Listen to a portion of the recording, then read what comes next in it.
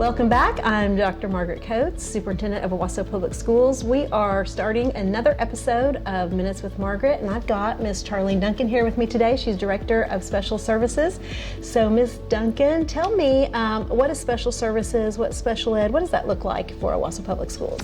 Well, in Owasso Public Schools, we serve students from the ages of 3 all the way up to 22 years of age. We have various programs. We have anything from a resource classroom to all the way to a self-contained classroom. We also serve students, sometimes we serve students on a monitor basis. We have collaboration where maybe a student receives services or receives instruction in the classroom, but then they go into the special ed classroom to finish the work and maybe receive some extra help. We also have some paraprofessionals that sometimes push in with students to serve them in that general ed classroom and just give them a little extra support.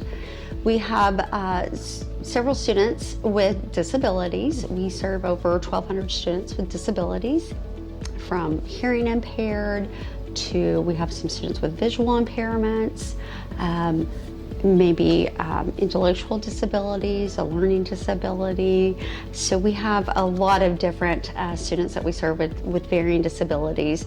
And instead of serving due to the disability category, we serve students where they're at. And so just a variety of things just to meet our students' needs. It's like you name it, we've got it. We've got it, yes. And if we don't have it, we're going to try to get it. We're going to get it, yes. And of course, we have the transition program. Yes. Yeah. So. Okay, you mentioned the transition program as one of our programs here in Owasso Public Schools, and it is a new program. We just started this program last year. Tell us about the transition program, why it got started, and what the purpose of it is. Sure. So we've always had transition. We've always served transition students. We meet their needs. So even if they were supposed to graduate, we would look at their needs as an IEP team. They would determine if they needed to maybe stay a little bit longer to work on some skills. However, there was legislation that passed in Oklahoma where all districts were required to offer services up until the students turned 22 years of age. And so we decided last year that we were going to open our transition program, and we did. We started the transition program at the high school, and this year we were able to move it to this space, which we are loving it. We're at the RAM Academy, and they have just, the students, the staff here have embraced our students. We have unified partners, and so it's been a fantastic move. And we've doubled our numbers pretty much since last year. So it is a much needed program. Oklahoma doesn't have a lot of resources for our students that usually qualify for that alternate diploma.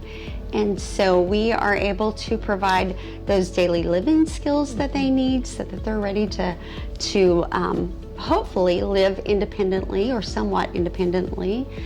We look at community involvement. We have students that actually go over to Skateland and work on Thursdays. We have some students out today that are working in Broken Arrow at the NSU campus, just picking up trash, and sometimes they'll work in their flower beds and different things outside. So all of these students have graduated with an alternative diploma, but they are in this transition program to learn additional skills to get them into the workforce in the hopes that they can be a little bit more independent as they continue to become adults. Is that the main thing with the program?